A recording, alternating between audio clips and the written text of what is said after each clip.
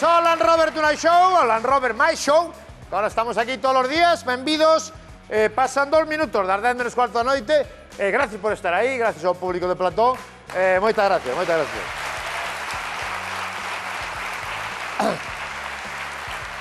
Bueno, é un día complicado porque o país está golpeado por unha traxedia tremenda, pero nós, os que estamos aquí, os pintamonas de Land Rover, nin somos médicos, nin enfermeras, nin sanitarios. O único que podemos facer é a comedia. E dicía aquel que a risa ten a capacidade de, aínda que só sexa por uns instantes, de suspender o pensamento. E cando hai tanto dolor en tanta xente, a veces é necesario suspender un pouco o pensamento. O pensamento non estamos aquí simplemente para acompañar, respetar e axudar a transitar entre tanto dolor. Aplauso grande para todas as persoas.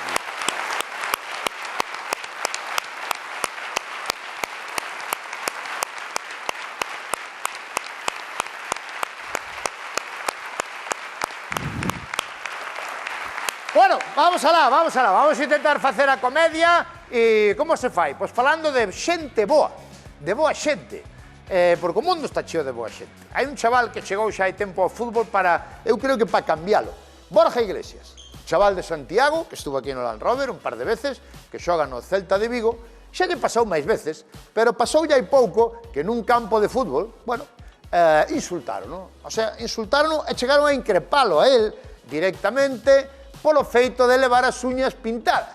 Sí, por levar as uñas pintadas, pois houve xente, imaginadevos, a locura na que vivimos. Por levar as uñas pintadas, houve xente que o insultou, que se meteu con él, chegaron a increpalo a él, quero dicir, non só nas redes sociais, senón que chegaron a dicirlo a él e tal. Ben, pois a partir de aí, o Real Club Celta de Vigo tomou unha iniciativa que eu creo que é ben bonita de que pedirlle a todos os aficionados que onte, no partido que se disputaban Balaídos, foran todos cas uñas pintadas. E así foi a práctica maioría da afición, non só do Celta, sino desde outros equipos de fútbol de Galicia, da Coruña, de calquera sitio, apoyaron esta bonita iniciativa contra a homofobia e contra a falta de respeto ao que se comporte como lle dé a súa. O sea que un bico grande por aí.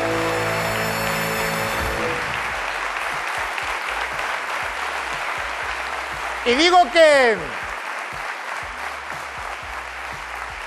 E para que vexades a grandeza deste tío, de Borja Iglesias, que é un fenómeno, eu teño moi boa relación con él, un chaval espectacular, e eu falei con el o venres e dixen, oi, o lunes vamos facer isto, porque como o domingo vai ir a xente a Balaídos cas uñas pintadas para apoiarte e tal, dixo, se queres vir ata aquí ao plató ou entrar por videochamada e tal, e sabedes que me contestou el, para que vexades a maravilla de ser humano que é, díxome, prefiero manterme ao marxe. Isto é un fenómeno. Maravilla. Que maravilla. ¡Qué maravilla!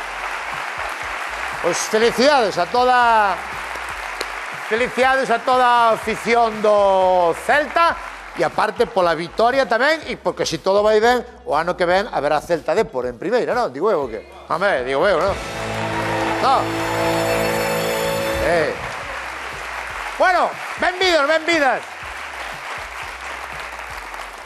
Voy primeira a esta grada porque despois vou ir a aquela grada. Mirade, por favor, que bonita está aquela grada pequena. Oxe, mirade, mirade.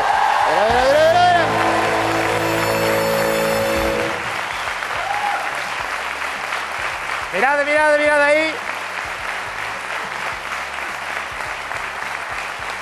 A que temos preparada, A que temos preparada hoxe para acompañarvos con comedia, con alegría e con música. Música xa veredes, moi especial, Vamos con Nicolás Maduro. Empezou mal o ano Nicolás Maduro, Sin embargo, xa non se sabe xa nada del. Isto vai tan rápido que xa Nicolás Maduro, onde está?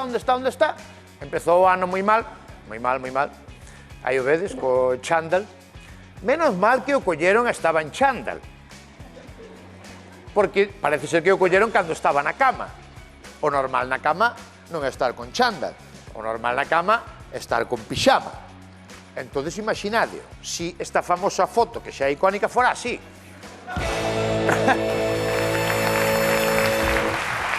Parece que colleron a Tonecho. Pois sí, aí o vedes, E o 3 de xaneiro entraban na súa casa ali en Caracas os Delta Force, a Forza Delta, a élite do exército americano. Cuidado, que esta xente non anda con caralladas, mira pa aí, para sacar a pasear ao can van 7, Tamén che digo eu, pode ser unha cuadrilla de cazadores de quitiriz, perfectamente, pero son os Delta Force.